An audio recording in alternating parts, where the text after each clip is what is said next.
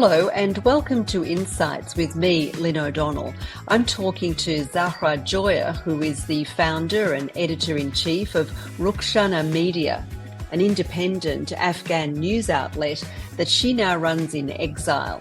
It does solid investigative work on issues specific to women, and since the Taliban's return to power has uncovered some of the horrors of life in Afghanistan. We discuss the difficulty in maintaining international interest in Afghanistan generally, and women in particular, and the way that media organisations and journalists have become mouthpieces for the extremists. Tolo News, for instance, was once famous for the quality of its journalism, but it's now known as Talib News. Have a listen.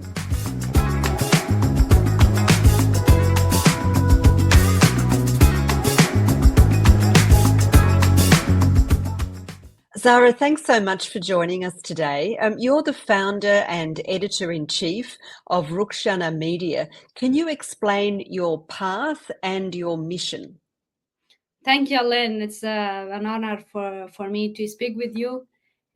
So I worked as a female journalist in Afghanistan starting in 2011, contributing with different media outlets in Afghanistan.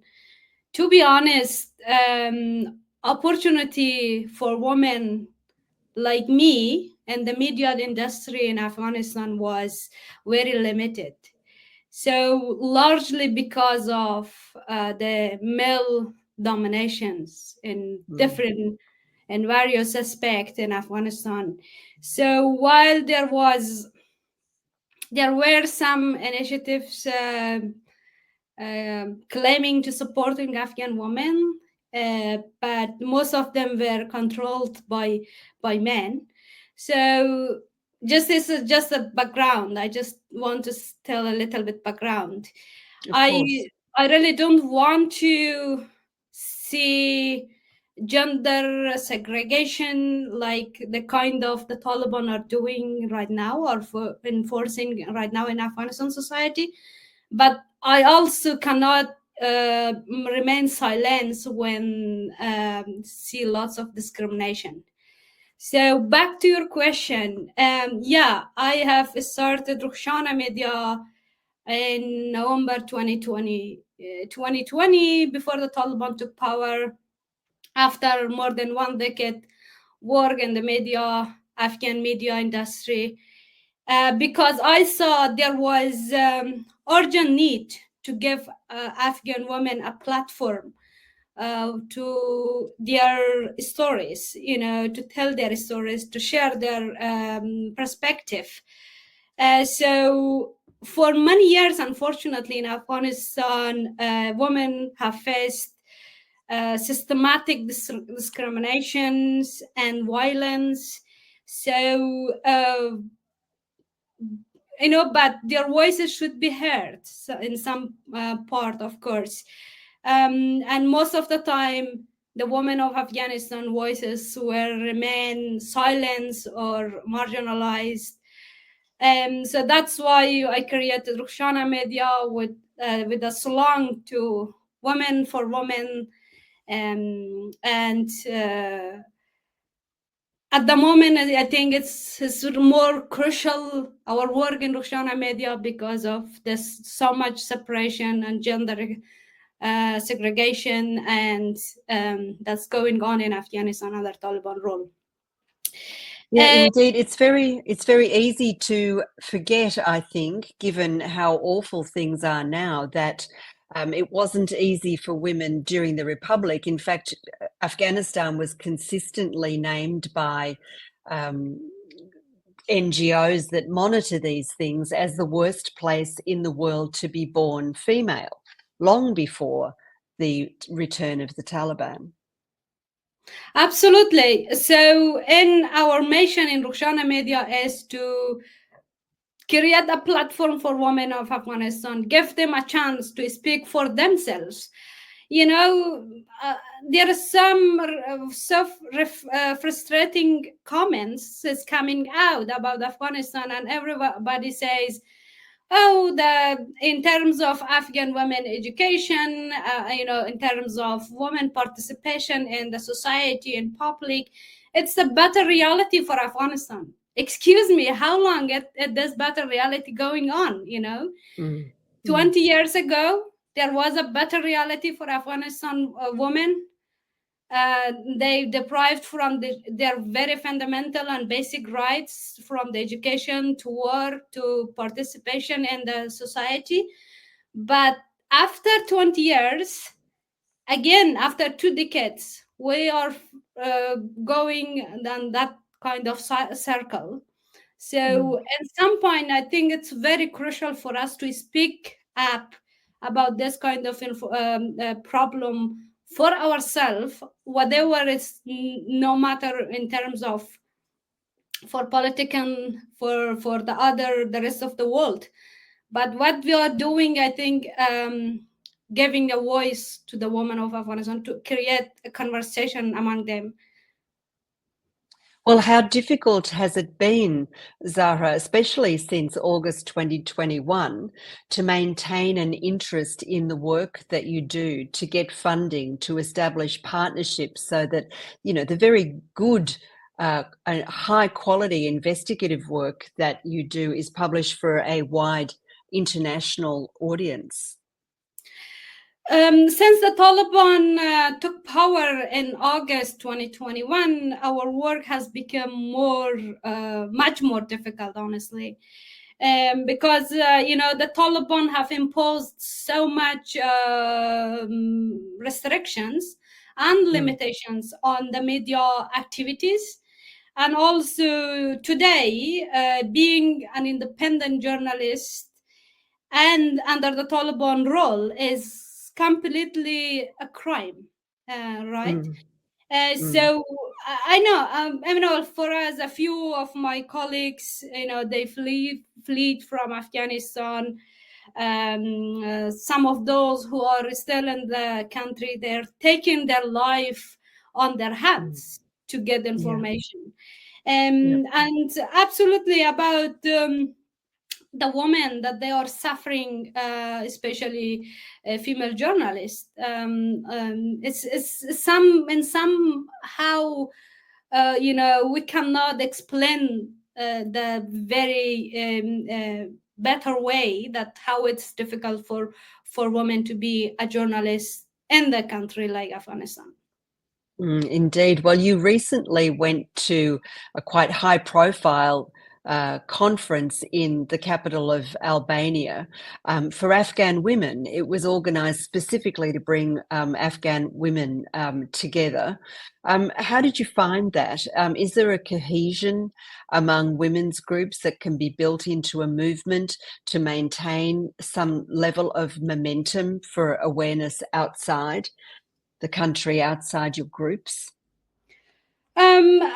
I think that conference in Albania last month, it was a historical moment for women of Afghanistan, especially after 3 years, when the Taliban removed and forbidden women from public society completely.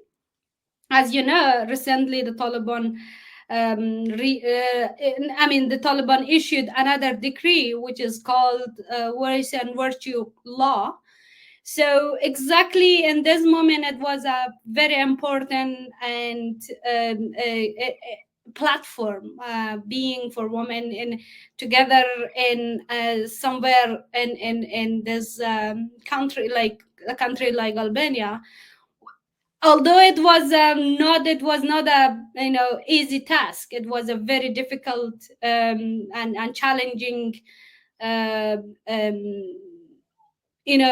challenging organized for women to come through all different countries from diaspora. And even a few of them came from inside the country and brought so much strong messages. But I think that conference, I believe that we should continue this kind of conversation among Afghans in diaspora, especially among Afghan women. because we really need it, when in a time that the rest of the world have forgotten us. And so this is our time to speak up for ourselves. And so that conference, I think there was a strong sense of unity about in the meantime, what gathering about 130 women in one place, and many of women, they built solidarity with each other, and also they created a strong collective voice to advocate for those we left behind. Yes, indeed. But there doesn't seem to be a recognition globally that what happens to women in Afghanistan can happen to women anywhere. I mean, at a time when women's rights are under assault worldwide.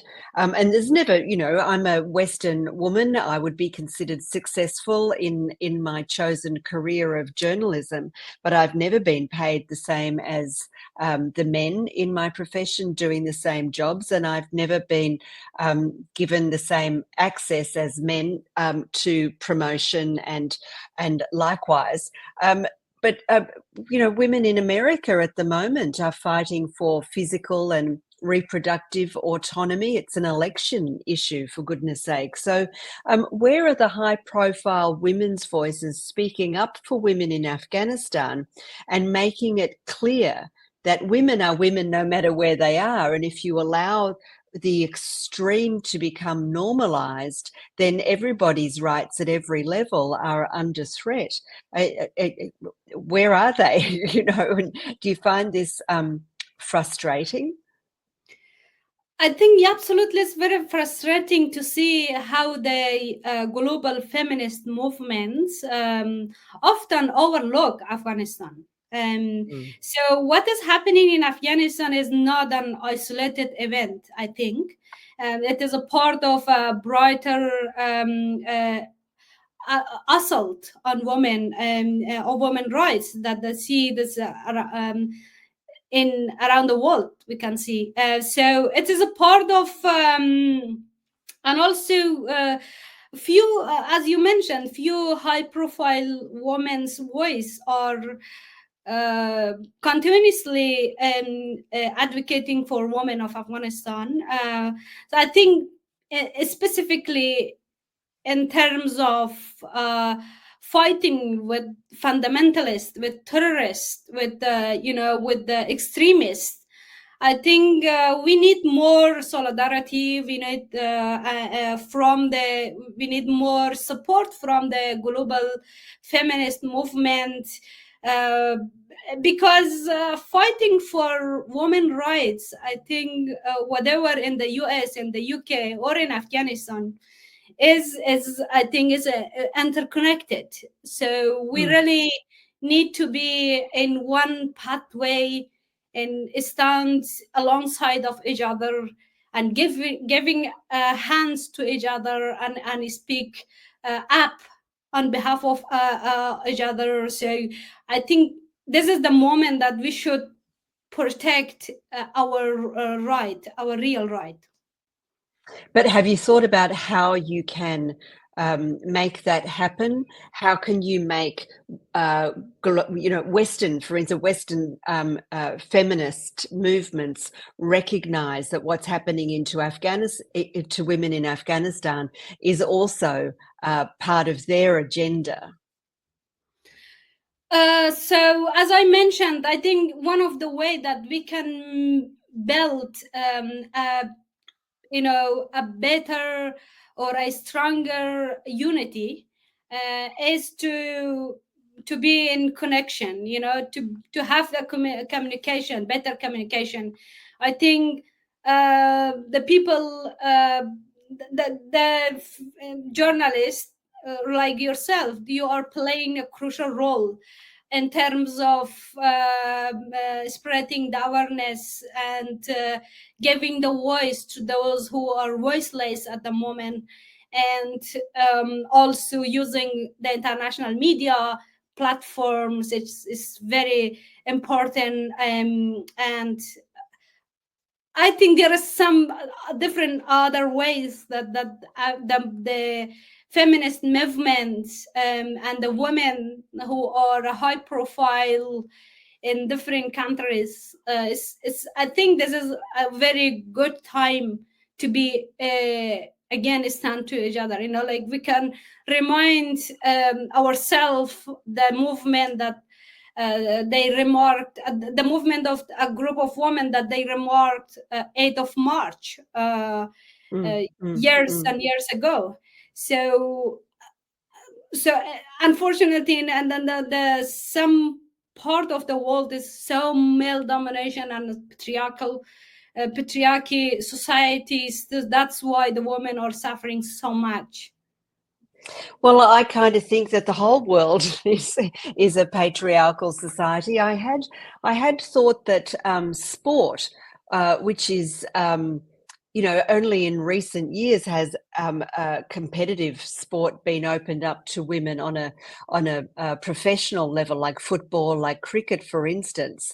And I thought that maybe sport would be a way to appeal to those, middle class, middle-aged white men who run the world, and say, let's push the Taliban cricket team out of international competition, for instance, the way Australia has, until the ethos of the sport that is espoused by organisations like the International Cricket Council and the England and Wales Cricket Board and the Indians who dominate the sport now, until they follow the ethos and make their sport equal to men and women, don't let Afghanistan play. I mean, small things like that would have a big impact, I think, on raising awareness amongst the men who control and run sport and very many other things, including journalism. Any thoughts? Absolutely. I think so at the moment, there is a fight for those who believes in democracy and freedom and liberty, and there are groups of fundamentalists. So absolutely, I think there's some point that we can work at least to have analyze about the consequence of giving that much time to the fundamentalist groups, that they are clearly violated the human rights, our values, and they are breaking the international law. So yes, I mean, you mentioned about the cricket team. There is an international law for and there is a specific policy about who and which group can play in this industry, in this playground. But a group of cricket board team in Afghanistan, unfortunately, they are very engaged with the Taliban, which is completely from the Taliban point of view. Cricket, football, and the other fun things that the human being are using, that it's not acceptable. So for us, it's a question: what was the reasons that there was a much more connection between Afghan cricket team with the Taliban, and there is nothing, there is no connection with us, that we were big fun of them, we support them, we were enjoyed from their victory before the Taliban. Yeah, indeed. Well, with so much going on in the world, I guess there's a fatigue perhaps with what's happening in Afghanistan. Does this lack of concern also extend to your organisation? I mean, Rukhshana is unique, yet I think you struggle for funding that other organisations do not. And I'm thinking of wealth-funded television stations run by well-known men. How does this fatigue, if that's what we want to call it, impact you and Rukhshana directly? Yes, there is definitely a fatigue, especially in the media industry. We do face significant challenges in securing funding. Unfortunately, and Rukhshana Media operating as on a small budget compared to the larger male-led media organizations. So our focus on Afghan women's issues, particularly in a country like Afghanistan, it doesn't attract the same level of funding or attention. So this reflects a broader, a bigger problem, where women's stories and voices are undervalued, and especially in the media industry. And there is very much attention, very less, and a small attention in terms of giving funds to the media like Rukhshana Media, like the other media, that they are focusing in a very important issues, but it seems like very unimportant issue to the others. So yeah, it's a fatigue for us, and it's a frustrating time. So, but although we are challenging so much, but we are commitment on our mission, and of course we are seeking for support for, that, and with the hope that hopefully one day some of the organizations can realize and acknowledge the importance of our work, in Rukhshana Media or the other media outlets that they are operating independently. Yes, and it seems that the discrimination that you experienced in Afghanistan is extended to your existence in exile as well. It's quite ironic. You speak, Zahra, to people in Afghanistan all the time. As things get worse and the country goes darker and it's more difficult to know just what's happening, and the appeasement of the Taliban deepens, how do you see the situation there developing? Sadly, the situation is becoming more dire by day by day, and the Taliban's restrictions and repression on women especially has been deeper. And there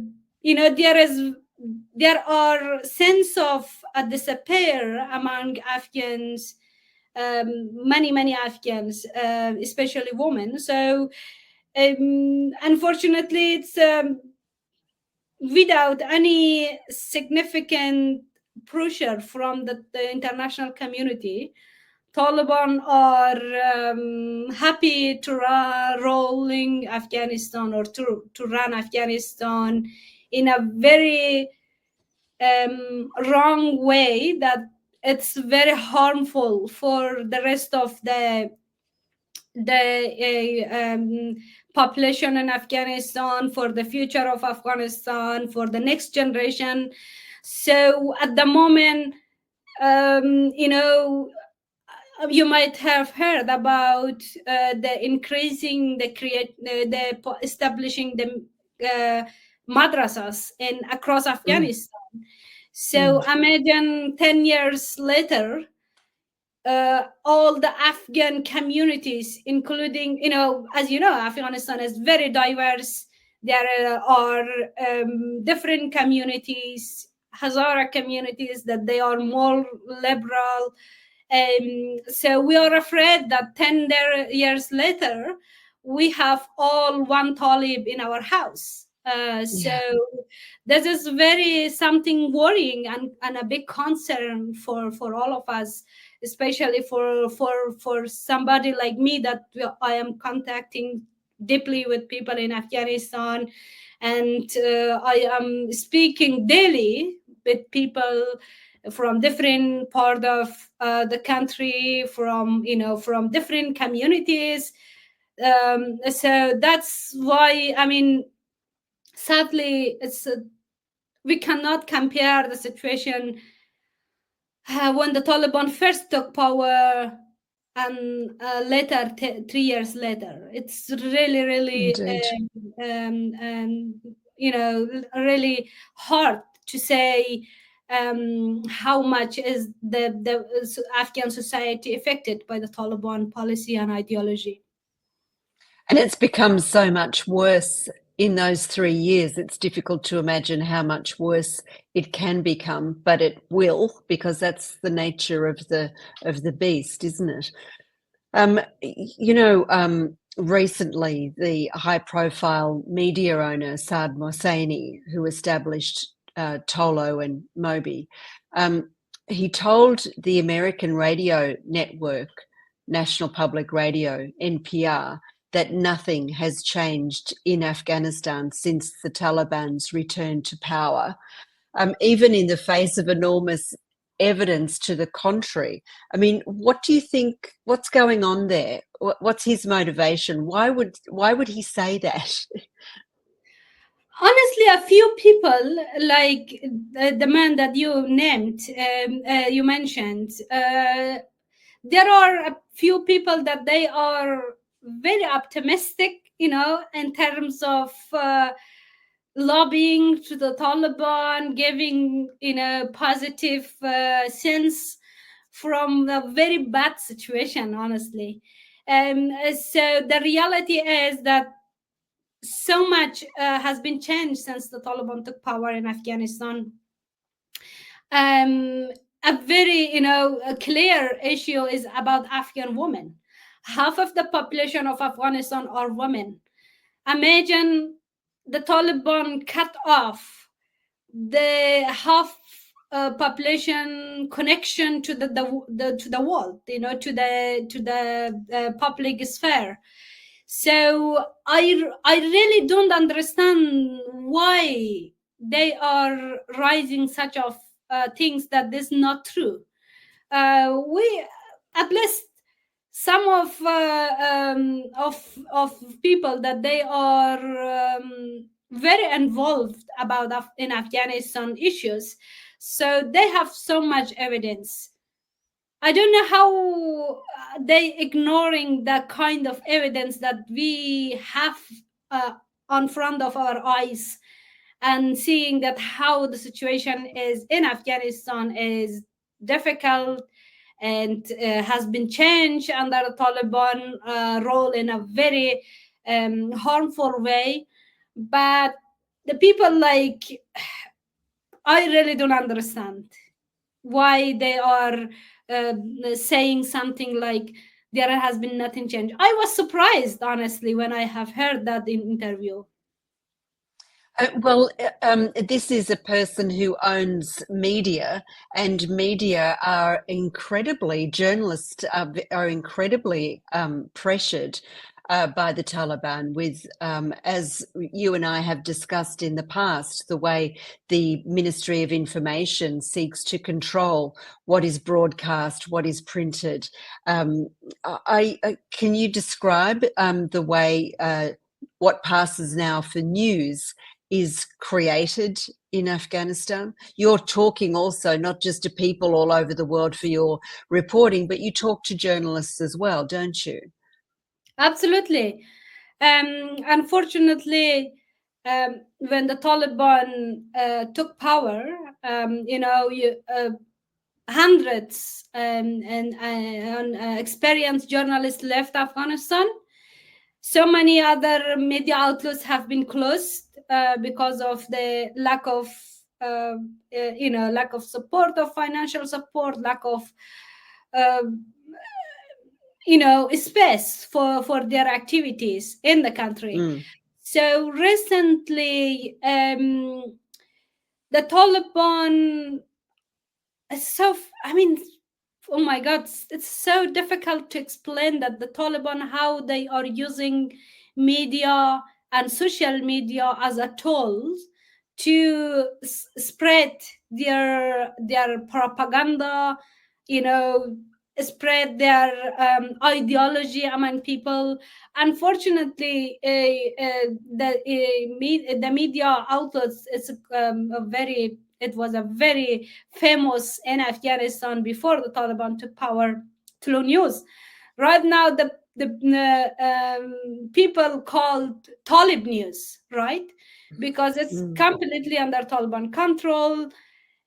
They are not allowed to publish stories and news beyond the Taliban policy, and every single news information comes out through that kind of media outlets who are operating, that were operating from inside Afghanistan.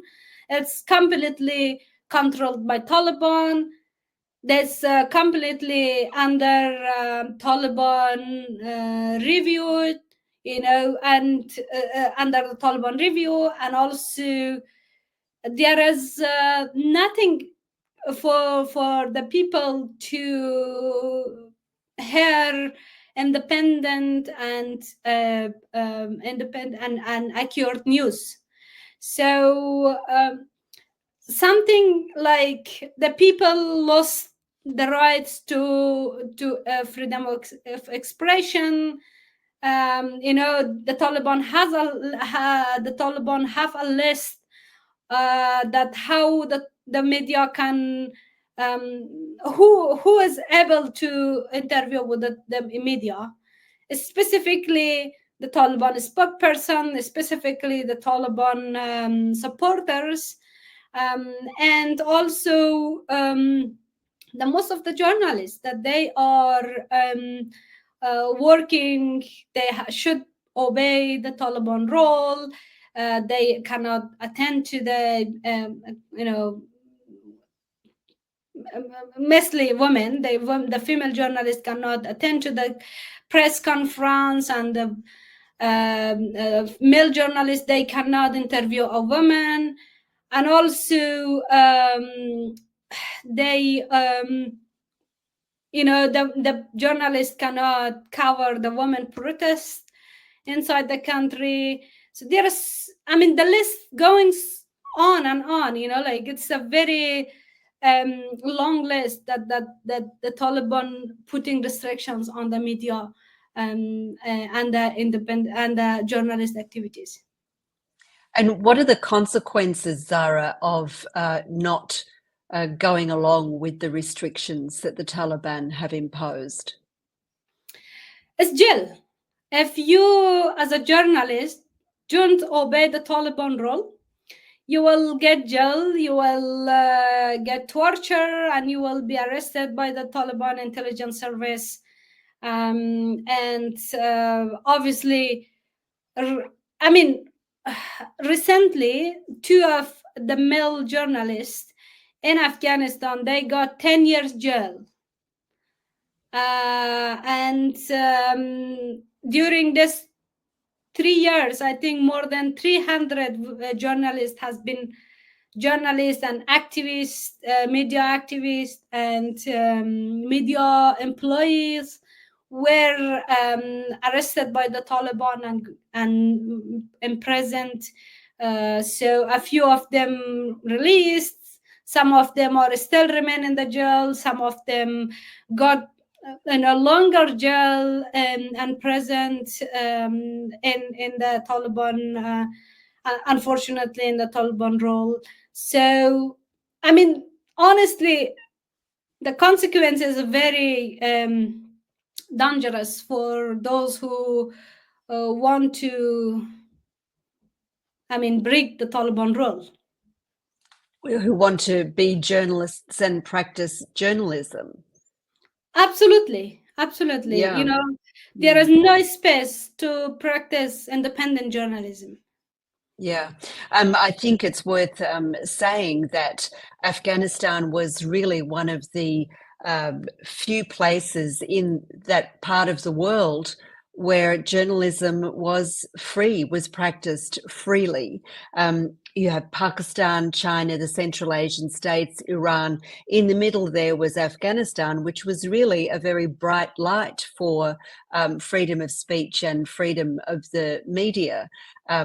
Thanks to the largesse of the US government, which put in, I think, something like $1 billion over the course of 5 years to develop a very dynamic and feisty media sector. And it's really just been closed down so quickly because people's lives are at risk if they continue to practice their craft.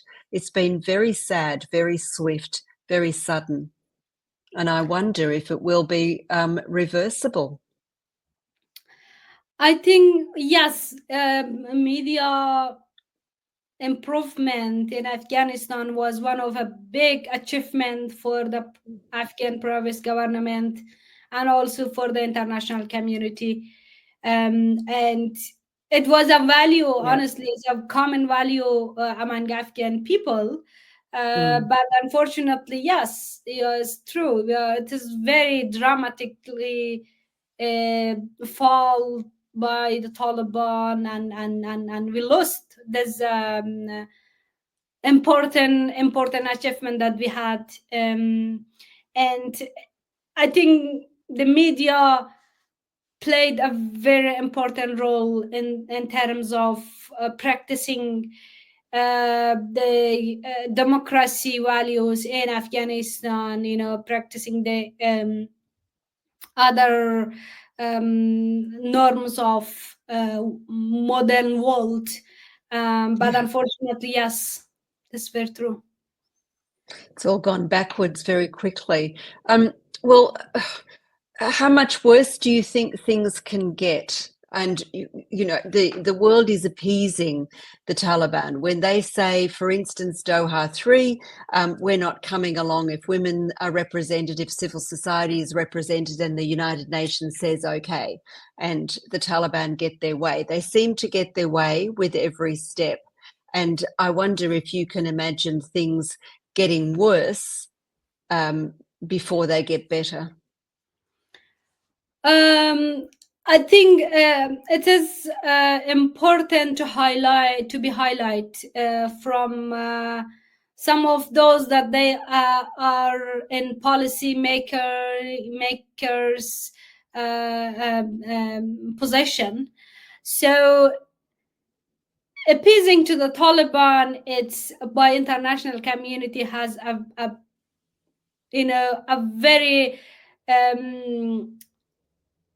difficult and hard consequence of for the international community and for the rest of the world.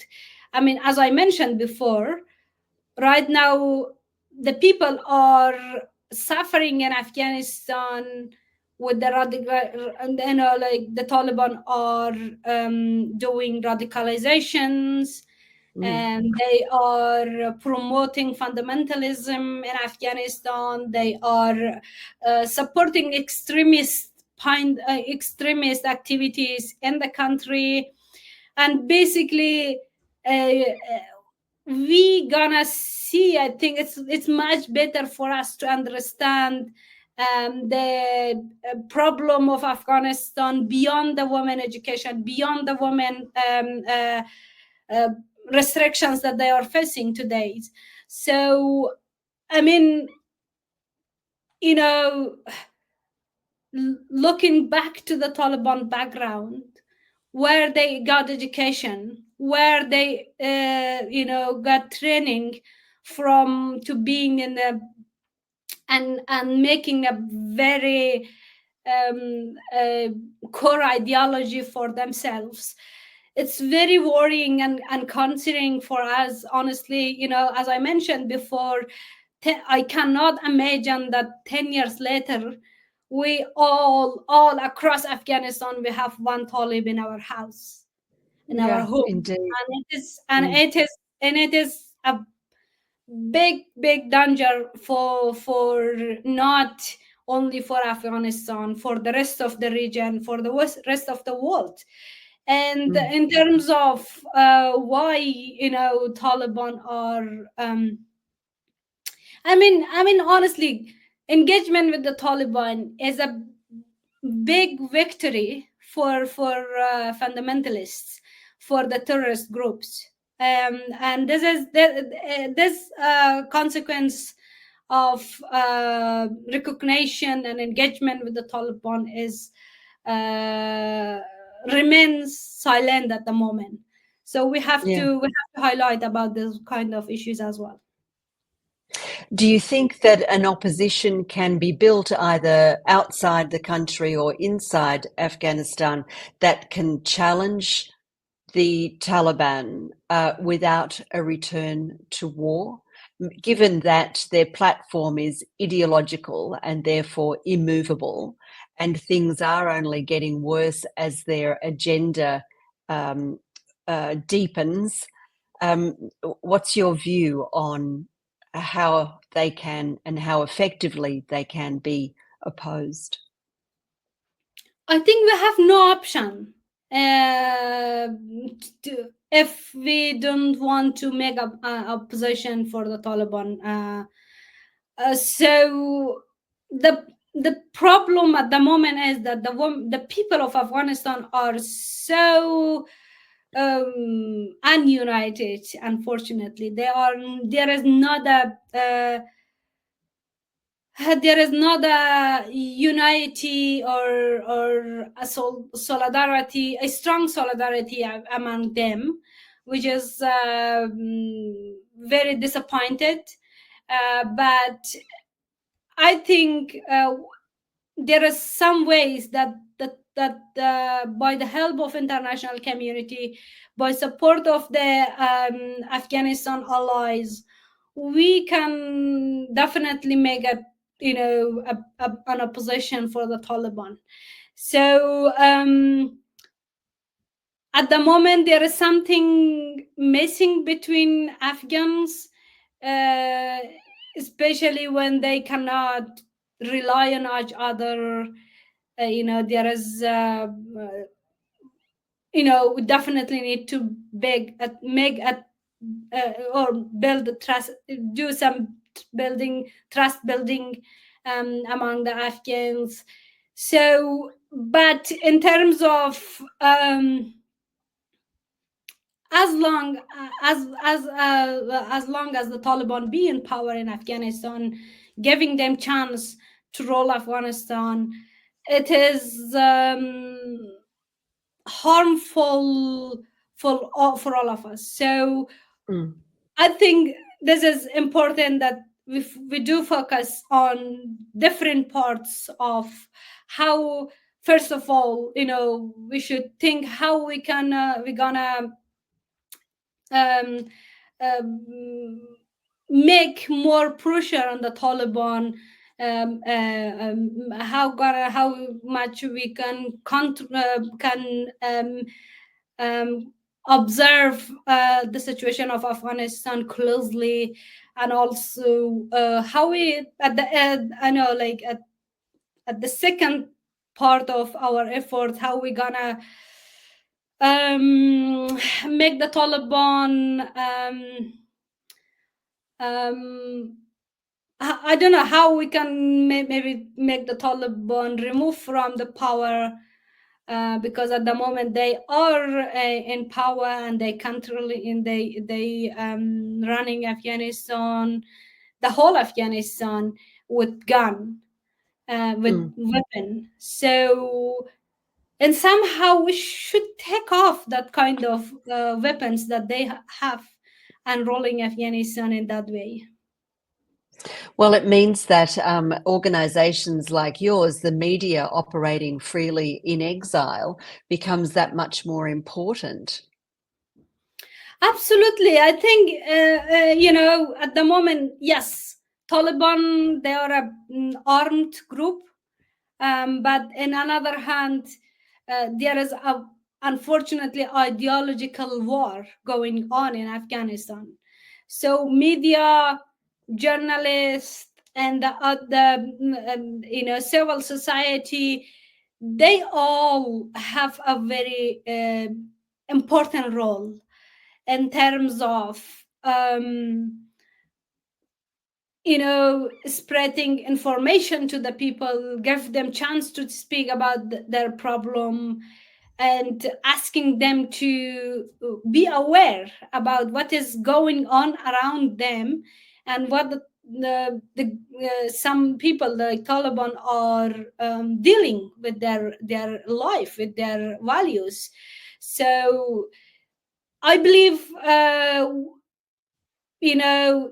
we are entered into another war, which is absolutely ideological war, unfortunately.